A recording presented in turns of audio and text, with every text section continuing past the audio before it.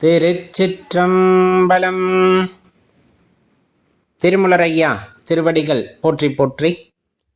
குருவடியும் திருவடியும் வணங்கி இந்த பதிவை ஆரம்பிக்கலாம். நண்பர்களே, நீண்ட காலமாக அடியேனுடன் பயணித்து கொண்டிருக்கின்ற அடியார் பெருமக்களுக்கு இந்த சிவபித்தன் சேனல் சார்பாக நன்றியை தெரிவித்துக் கொள்கின்றோம். நம்ம இன்னைக்கு சிந்திக்கக்கூடிய சிந்தனை யாதெனில், நம்பிக்கை அப்படிங்கிற ஒரு விஷயம். நம்பிக்கை அப்படின்னா எப்பவுமே இருக்கணும், அதில் தப்பே இல்லை. நம்பிக்கை இல்லாத வாழ்க்கை வீணாகிறது அப்படிங்கிறது நமக்கு தெரியும். இப்போ ஒரே விஷயம், இந்த இறைவனை அறிதலில் கூட நம்பிக்கை என்பது அவசியம். அந்த நம்பிக்கையை எவ்வாறு வேறுபடுத்துகிறார்கள் அப்படின்னு நம்ம பார்த்தோம்னா, கண்டிப்பாக அதில் வேறுபாடுகள் இருக்கத்தான் செய்கிறது. அதை உதாரணத்துக்கு வேறு இடத்த பார்த்துட்டு இங்கே ஆன்மீகத்துக்குள்ளே வந்தோம்னா உங்களுக்கு தெளிவாக தெரியும்னு நினைக்கின்றேன். இப்போ ஒரு கல்லூரியிலையோ பள்ளியிலையோ நம்ம படிக்கின்றோம். பள்ளிக்கூடத்தில் படிக்கும்போது நிறைய நம்மளுக்கு பாடங்கள் இருக்கும். ஒரு பாடத்தில், குறிப்பாக கணிதத்தில், நம்ம ஒரு 90 மதிப்பெண் எடுத்துருவோம் அப்படிங்கிறது நம்பிக்கை அப்படின்னு வச்சுக்கோங்க. அந்த நம்பிக்கை அப்படியே தொடர்கிறது. நான் 90 எடுத்துருவேன்ட்டு. ஆனால் பரீட்சையில் வந்துட்டு ஒரு 45-50 தான் வருதுன்னா அதோட காரணம் என்னவா இருக்கும் அப்படின்னு யோசிச்சு பாருங்களேன். நம்பிக்கை அப்படிங்கிறது நாம் எடுக்கின்ற முயற்சிக்கு தகுந்தவாறு இருக்க வேண்டும். அதுதான் இந்த இடத்துல முக்கியமான விஷயம். இதை குறிப்பாக ஞாபகத்தில் வச்சுக்கோங்க. நம்ம எந்த அளவுக்கு முயற்சி எடுக்கின்றோம் அப்படிங்கிறது நமக்கு தெரியும். அதற்கு தகுந்தாற் போல நம் நம்பிக்கை இருக்கிறது அப்படிங்கும் போது அது சாத்தியப்படும். அதை நம்ம இலக்காக நிர்ணயிக்கலாம். நாம் தினமும் படிக்கவில்லை, கவனிக்கவில்லை, ஆனால் நான் 90 மதிப்பெண் எடுத்து விடுவேன்னு சொன்னால் அது வந்துடுமா அப்படின்னா சாத்தியமில்லாத ஒரு விஷயம். அது நிறைய பேர் சொல்லவும் கேள்விப்பட்டிருப்போம். அப்படியே சொல்லிக்கிட்டே இருந்தீங்கன்னா அதுவும் அப்படியெல்லாம் மாறுறதுக்கான வாய்ப்பு இல்லை. சொல்லிக்கிட்டே இருந்தால் சொல்லிக்கிட்டே இருக்கலாம். நம்ம அதற்கான முயற்சிகளில் ஈடுபடுகிறோமா அப்படிங்கிறத இந்த இடத்துல முக்கியமான விஷயம். தெளிவாக தெரிஞ்சுக்குங்க. நீங்கள் எடுக்கின்ற முயற்சி, தினமும் படிக்கிறீர்கள், தினமும் அதை எழுதி பார்க்கின்றீர்கள் அப்படிங்கும் போது நீங்கள் அந்த முயற்சியை எடுத்திருக்கிறீர்கள். இப்போது நீங்கள் அந்த நம்பிக்கையை விடாமல் பிடிச்சிருக்கீங்க, நான் 90 எடுத்துடுவேன் அப்படின்ட்டு. கண்டிப்பாக அதையும் அதை தாண்டியும் மதிப்பெண் எடுக்கக்கூடும். காரணம், நீங்கள் அதற்காக செய்த வினை அப்படின்னு சொல்லக்கூடிய, அதற்காக எடுத்த முயற்சி அப்படின்னு சொல்கிறது. ஒரு மனிதன் முயற்சியே எடுக்காமல் வெறும் நம்பிக்கை மட்டும் இருக்கிறது அப்படின்னா அது நம்பிக்கை அல்ல, அதீத நம்பிக்கை அப்படின்னு சொல்கிறது. அது அதீத நம்பிக்கையுடனே முடிந்து போய்விடுமே தவிர அது ஒரு முடிவை நமக்கு தராது என்பதை தெரிந்து கொள்ளுங்கள். இதை அப்படியே நம்ம ஆன்மீகத்துக்கு கொண்டு வர்றோம் அப்படிங்கிற பட்சத்தில் யோசித்து பாருங்கள். இறைவனை உணர வேண்டும் என்பது எனது இலக்கு. நான் உணர்ந்து விடுவேன் சொல்றது சரிதான், இல்லைன்னா சொல்லலை. இறைவனை உணர்ந்து விடுவீர்களா அல்லது இறைவனை தெரிந்து கொள்வீர்களா, ஞானம் அடைந்து விடுவீர்களா அப்படின்னு பல்வேறு கேள்விகளை கேட்கும் பொழுது ஆம் அப்படின்னு எல்லோருமே சொல்வது உண்மைதான். ஆனால் ஏன் அவ்வாறு நம்பிக்கை கொண்ட அனைவரும் இறைவனை உணராது இந்த உடலை விட்டு நீங்கினார்கள் அப்படின்னு கேள்வி கேட்பதற்கும் இடம் உண்டு. அவர்கள் தனக்குள் உணர்ந்ததை வெளியே சொல்ல முடியாமலும் இருந்திருக்கலாம் ஒரு வகையில். இருந்தாலும் அந்த நம்பிக்கை மட்டுமே நமது வாழ்க்கையை வளமாக்குமா அப்படின்னு கேட்டால் ஆக்காது. இறைவனை உணர்வதற்கு நாம் என்ன செய்திருக்க வேண்டும்னு இருக்குல்ல, அதுக்கான முயற்சி நாம் என்ன செய்தோம்னு இருக்குல்ல, அது ரொம்ப முக்கியமான விஷயம். அந்த முயற்சி எடுக்காமல் இறைவனை உணர்ந்து கொள்ளுதல் அப்படிங்கிறது சாத்தியம் இல்லை. என்ன விதமான முயற்சி எடுக்க வேண்டும்? சிலர் ஆலயமாக சென்று தேடுவார்கள். எங்காவது அந்த ஆற்றலை நம்மால் உணர்ந்து கொள்ள முடியுமா, ஏதேனும் ஒரு ஆலயத்தில் அப்படின்ட்டு தேடுவாங்க. ஒரு சில விடைகள் அவர்களுக்கு கிடைக்கக்கூடும்.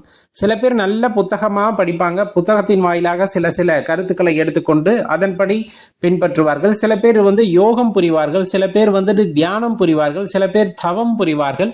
இதெல்லாம் அவர்கள் எடுக்கின்ற முயற்சி. அந்த முயற்சியுமே கூட எவ்வளவு சிறத்தன்மையுடன் அவர்கள் செய்கிறார்கள் அப்படிங்கிறது அவ்விடத்தில் இன்னும் அந்த முயற்சிக்கு கூடுதல் ஒரு பலத்தை கொடுக்கக்கூடியது. இப்போ இந்த முயற்சி எதுவுமே செய்யலை, ஆனால் நம்ம பேச்சுக்காக மட்டும் நான் இறைவனை உணர்ந்து கொள்ள வேண்டும், இறைவனை உணர்ந்து கொள்ள வேண்டும், எனக்கு இந்த பிறப்பு இல்லாமல் போக வேண்டும் இப்படின்னு சொல்லிக்கிட்டு இருந்தால் அது நடந்துட போகுதா அப்படின்னா கண்டிப்பாக கிடையாது, கண்டிப்பாக நடக்காது. அது இந்த இறைவனே சம்மதிப்பாரா அப்படின்னு நமக்கு தெரியாது.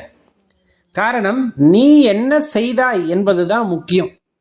அந்த எல்லையை அடைவதற்கு, அந்த குறிக்கோளை அடைவதற்கு நீ எவ்வளவு முயற்சி செய்தாய் அப்படிங்கிறத பொறுத்து தான் நம்ம வைக்கின்ற நம்பிக்கை பலித்தமாகுமா ஆகாதா அப்படிங்கிற ஒரு விஷயம் அவ்விடத்திலே வந்து பெரும் பங்கு ஆற்றுகிறது.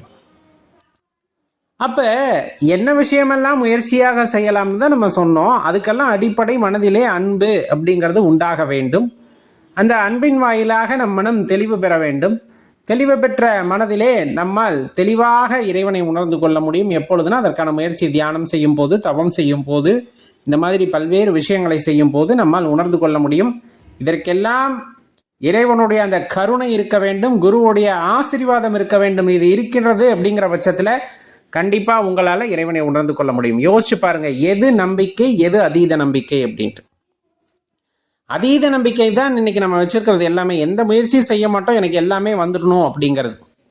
நம்பிக்கைங்கிறது நான் எடுக்கிற முயற்சிக்கு தக்கவாறு பலன் இருக்கும் அப்படின்னு நினைக்கிறது. இதில் நீங்கள் எந்த இடத்துல இருக்கீங்க, அடியேன் எந்த இடத்துல இருக்கேன் அப்படிங்கிறத நம்மளே தான் உணர்ந்து கொள்ள முடியுமே தவிர பிறர் சொல்லி நம்மால் உணர்ந்து கொள்ள முடியாது. ஆக மொத்தம் நம்ம செய்ய வேண்டியது இறைவனை உணர்ந்து கொள்ள வேண்டும், ஞானம் அடைய வேண்டும், முக்தி கிடைக்க வேண்டும் என்றால் அதற்கான முயற்சிகளை நாம் செய்ய வேண்டும். அதற்காக வகுத்து கொடுக்கப்பட்டுள்ள வாழ்வியலை நாம் பின்பற்ற வேண்டும். அவ்வாறு பின்பற்றி செல்கின்றோம் அப்படிங்கும் போது சாக்ஷாத் அந்த பரம்பொருளை நமக்கு வழிகாட்டுவார் என்பதும் மிகையாகாது. இறைவன் செய்கின்ற 5 தொழில்களிலே இந்த மறைத்தல் அப்படிங்கிற தொழில் குறிப்பிடத்தகுந்ததா எல்லோருமே சொல்வார்கள். ஞானாசிரிய பெருமக்களும் அதை எடுத்து கூறுவார்கள். எல்லா தொழிலும் சிறப்பானது தான். ஆனால் இந்த மனித வாழ்க்கை அப்படின்னு ஒரு மனிதன் எடுத்துக்கொண்டு வருகிறார் என்றால் அந்த இடத்திலே அவர் ரொம்ப சிறப்பாக வாழ வேண்டும் அப்படின்னு நினச்சோம் அப்படின்னா அதற்கு ரொம்ப முக்கியமான தொழில் அப்படிங்கிறது இந்த மறைத்தல் தொழில். அதை பற்றி தான் இன்றைக்கி நம்ம பார்க்க இருக்கோம். திருச்சிற்றம்பலம். திருமுலரையா திருவடிகள் போற்றி போற்றி. குருவடியும் திருவடியும் வணங்கின்ற பதிவை ஆரம்பிக்கலாம் அன்பர்களே. 5 நாயகன், படைத்தல், காத்தல், மறைத்தல், அருளல் அப்படின்னு சொல்லக்கூடிய 5 தொழில்களையும் செய்யக்கூடிய நாயகன் ஒரு மனித வாழ்க்கையிலோ அல்லது உயிரினங்கள் வாழ்க்கையிலோ செய்யக்கூடிய முக்கியமான விஷயம் என்னவென்றால் இந்த மறைத்தல் என்னும் தொழில் அப்படின்னு சொல்லலாம். இப்போ இந்த படைத்தல், காத்தல், அழித்தல், அருளல் இந்த 4ஐயும் விடுத்து நாம் இந்த ஒரு விஷயத்தை பற்றி தெளிவு பெறுதல் வேண்டும், சிந்திக்க வேண்டும். அதுதான் ரொம்ப சிறப்பான விஷயம் இந்த மறைத்தல் அப்படின்னு சொல்லிட்டு.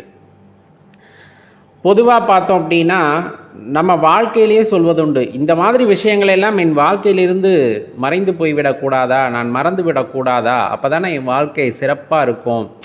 நான் தெரியாமல் ஒரு விஷயத்தை செஞ்சுட்டேன், அது எனக்கு அடிக்கடி ஞாபகம் வந்துக்கிட்டே இருக்குது. அப்படி வர்றனால என் வாழ்க்கையில் இருக்கக்கூடிய கொஞ்ச நஞ்ச சந்தோஷமும் போயிடுது அப்படிங்கிற எண்ணம் இல்லாத மனிதர்கள் இந்த உலகிலே உண்டா அப்படின்னு கேட்டு பார்த்தா ரொம்ப சொற்பமாக இருப்பார்கள் என்று வைத்துக்கொள்ளலாம். ஒரு சின்ன தவறு செஞ்சுருப்போம், அந்த தவறு மீண்டும் மீண்டும் மனசுக்கு போட்டு அரித்து தள்ளிவிடும்னு வைத்துக்கொள்ளுங்களேன். அப்போ அந்த இடத்துல நம்ம புரிஞ்சுக்கணும் என்னன்னா இந்த மறைத்தல் அப்படிங்கிற தொழில் எவ்வளவு சிறப்பானது. அந்த மறைத்தல் அப்படிங்கிற தொழிலெலாம் மனிதர்களுக்கும் உயிரினங்களுக்கும் ஒரு வரம் அப்படின்னே சொல்லலாம். உதாரணத்துக்கு இப்போ நம்ம ஒரு 5 வயசில் குழந்தைகளாக இருந்திருக்கோம் அப்படிங்கிற பட்சத்தில் ஒவ்வொரு நாளும் வாழ்ந்திருப்போம். நம்ம 5 வயசு அப்படிங்கிறது பார்த்தோம்னா 5லேருந்து 6 வயசுக்குள்ள ஒரு 365 நாட்கள் இருந்திருக்கின்றன. நம் வாழ்ந்தது உண்மை. அதில் எத்தனை நாட்களின் ஞாபகம் நமக்கு இருக்கிறது அப்படின்னு கேட்டோம்னா எல்லாமே நமக்கு ஞாபகம் இருப்பதில்லை.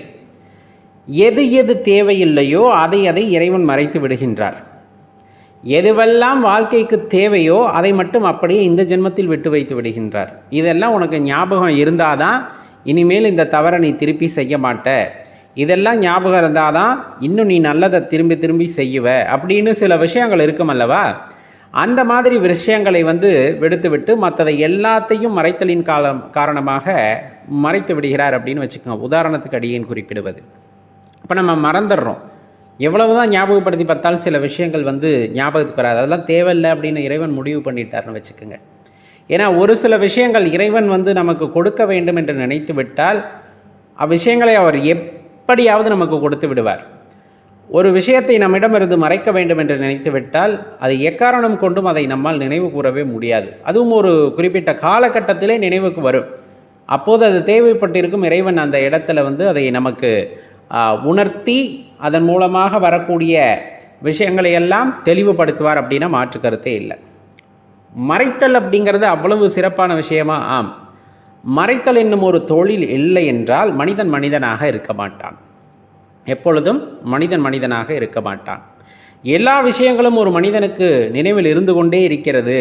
ஒன்றையும் மறக்கவில்லை. பிறந்ததிலிருந்து இந்த நொடி வரை ஒவ்வொரு நொடியாக நான் நினைவிலே வைத்து கொண்டிருக்கின்றேன். அப்படிங்கும் போது ஒருவர் நமக்கு செய்த நல்லதோ கெட்டதோ இந்த மாதிரி எந்த விஷயங்களாயினும் எல்லாம் மனசிலே இருக்குது. அப்படிங்கும் போது மனிதன் அதனை மனதிலே ஒரு சுமையாக தூக்கி கொண்டு போனால் நிகழ்கின்ற நிமிடத்தை அவனால் சந்தோஷமாக வாழ முடியாது. அதனால தான் தேவையில்லாத சில விஷயங்களை எல்லாம் மறைத்து விடுகின்றார். எப்போ? இந்த பிறவியிலேயே. இந்த பிறவி அப்படின்னு சொன்னாலே முன்ஜென்மம் அடுத்த ஜென்மம் இதெல்லாம் பற்றி பேசினாலே நம்மளுக்கு ஒரு குழப்பம் வரும். இருக்குமா இருக்காதா அப்படின்ட்டு. ஏன் அந்த குழப்பம் வருகிறது அப்படின்னா அதற்கு காரணம் மறைத்தல் தொழில். இப்போ அந்த மறைத்தல் அப்படின்னு தொழில் இல்லாமல் இருந்ததுன்னா போன ஜென்மத்தில் நம்ம என்னவா இருந்தோம், அதுக்கு முன்னாடி என்னவா இருந்தோம் எல்லாமே ஞாபகம் வரும். அப்போ என்ன ஆகும் இயல்பாகவே அப்படின்னு பார்த்தா ஒரு குழப்பத்திலே தான் மனிதன் இருப்பான். குழப்பத்தில் மனிதன் மட்டும் இல்லை, ஒரு விலங்கும் குழப்பத்தில் தான் இருக்கும். உதாரணத்துக்கு ஒரு ஜென்மத்திலே அந்த விலங்காகப்பட்டது ஒரு கொடூரனாக பிறந்திருக்கிறது என்று வைத்துக்கொள்வோம். அது செய்த சில பாவத்தின் காரணமாக அல்லது கர்மத்தின் காரணமாக இன்று அந்த விலங்கு அந்த பிறவியை எடுத்திருக்கிறது அப்படின்னு வச்சுக்கிட்டா அந்த விலங்குக்கு பூர்வ ஜென்மம் எல்லாம் ஞாபகம் வருதுன்னு வச்சுக்கோங்க.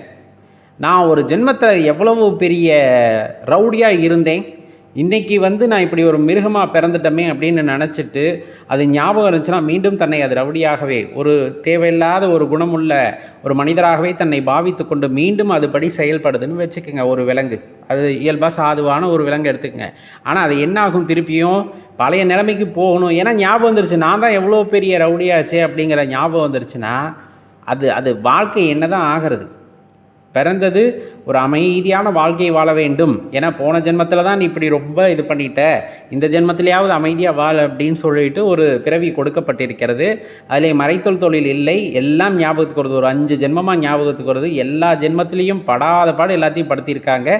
இப்பயும் மீண்டும் அதெல்லாம் ஞாபகம் வந்தால் ஒரு சாதுவான பிராணி கூட என்ன ஆகும் அப்படின்னா நான் யார் தெரியுமா அப்படின்ட்டு தன்னோட உணர்ச்சிகளை மாற்றிக்கொள்ள ஆரம்பிச்சிடும்.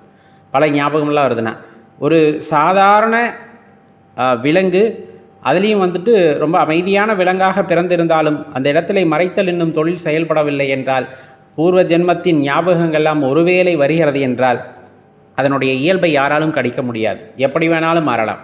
அதே போல தான் மனிதர்களுக்குமே நமக்கு ஒரு சில விஷயம் தெரியறதில்லை, ஒரு சில விஷயம் இல்லை நிறைய விஷயம் தெரியறதில்லை.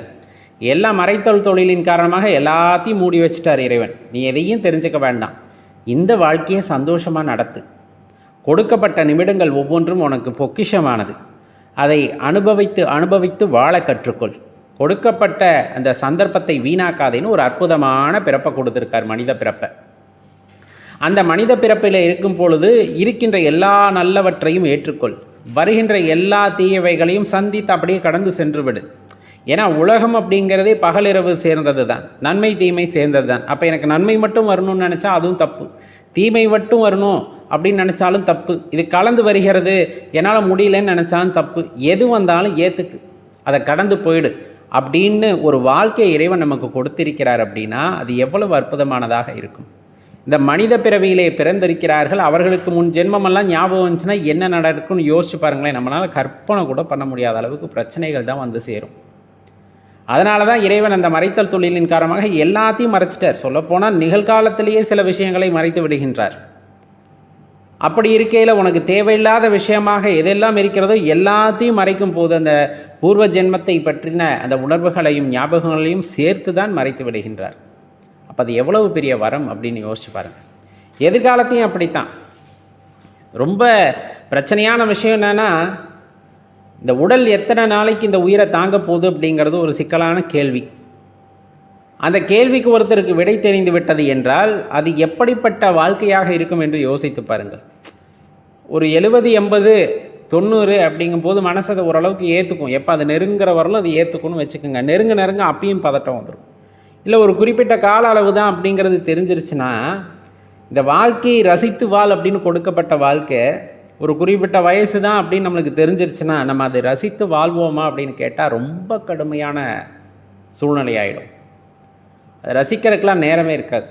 ஒவ்வொரு நொடியும் விரயமாக எனக்கான காலம் எதுவாக இறைவன் கொடுத்திருக்கிறான் பாருங்கள், அவ்வளவுதானா அதை பற்றி சிந்தித்து என்ன ஆகிவிடுவோம் அப்படின்னா, இருக்கின்ற வாழ்க்கையை வாழாமல் விட்டு விடுவோம். அது யதார்த்தமான விஷயம். அதனால தான் இறைவன் அதையும் சேர்த்து மறைத்து விட்டார். எந்த நொடி என்பது இறைவனுக்கு மட்டுமே தெரியும். இறைவன் அறிந்த விஷயங்கள் இவையெல்லாம், இந்த இறையாற்றல் அறிந்த விஷயம். அதனால் சில விஷயங்கள் நமக்கு தெரியாமல் இருப்பதே சிறந்தது. இந்த மரணம் அப்படிங்கிறது எப்போ நிகழும், எப்படி நிகழும் யாருக்குமே தெரியாது ஒரு விஷயம். அப்போ நம்ம தெளிவாக தெரிந்து கொள்ள வேண்டிய விஷயம், நிகழ்காலத்திலே வாழ கற்றுக்கொள்ள வேண்டும். இறைவன் கொடுத்த இந்த வாழ்க்கையை, இந்த நொடியை எப்படி வாழ வேண்டும் என்பதை அறிந்து வாழ்தல் அவசியமாகிறது. எப்படி வேணாலும் உயிர் பிரியலாம்.